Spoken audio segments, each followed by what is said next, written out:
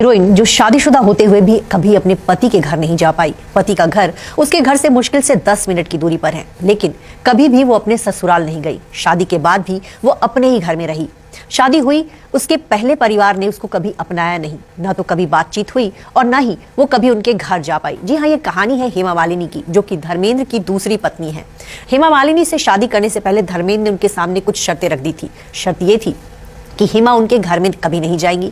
दूसरी शर्त ये थी कि हेमा कभी भी उन्हें उनके पहले परिवार से मिलने जुलने से नहीं रोकेंगी। धर्मेंद्र जो है कभी भी हेमा मालिनी के घर में रात में नहीं रुकते थे। वह हमेशा अपनी पत्नी प्रकाश कौर के पास ही जाते थे और उनके जो बच्चे हैं उनसे के घर में ही रहते थे। लेकिन हेमा मालिनी जानती थी कि जब वो धर्मेंद्र से शादी करेंगी तो उनकी लाइफ बहुत आसान नहीं होगी, दूसरी पत्नी बनना उनके लिए मुश्किल होगा। लेकिन इसके बावजूद वो धर्मेंद्र को इस कदर प्यार करती थी कि उन्होंने जो है ये लाइफ एक्सेप्ट की, उन्होंने उनसे शादी की। धर्मेंद्र और हेमा मालिनी की शादी 2 मई 1980 को हुई थी। ये शादी जो है बहुत प्राइवेट सेरेमनी में हुई थी, तमिल रीति रिवाज से हुई थी। और उसके बाद धर्मेंद्र कुछ दिन के लिए हेमा के साथ रहे, फिर से वो जो है अपने घर चले गए। वहीं हेमा मालिनी, उनका जो घर है, धर्मेंद्र और हेमा दोनों का घर जुहू में ही है, लेकिन हेमा कभी भी उनके घर नहीं गई। 40 साल में कभी भी उन्होंने जो है अपने ससुराल की दहलीज में वो प्रवेश नहीं हुई।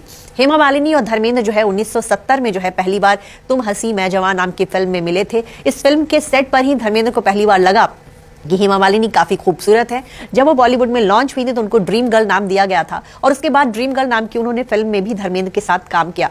दोनों ने करीब 16-17 फिल्मों में साथ काम किया और ये जोड़ी जो है फिल्मी पर्दे पर जबरदस्त हिट थी।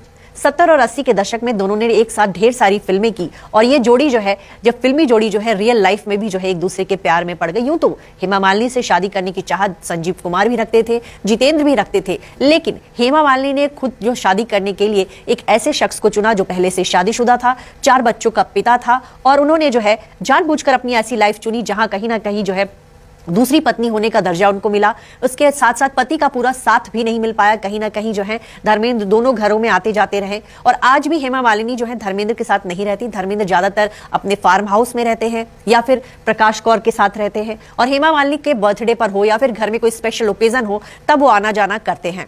आपको बता दें कि जब हेमा मालिनी और धर्मेंद्र की शादी नहीं हुई थी तब हेमा और प्रकाश कौर की मुलाकात कई पार्टियों में हुई।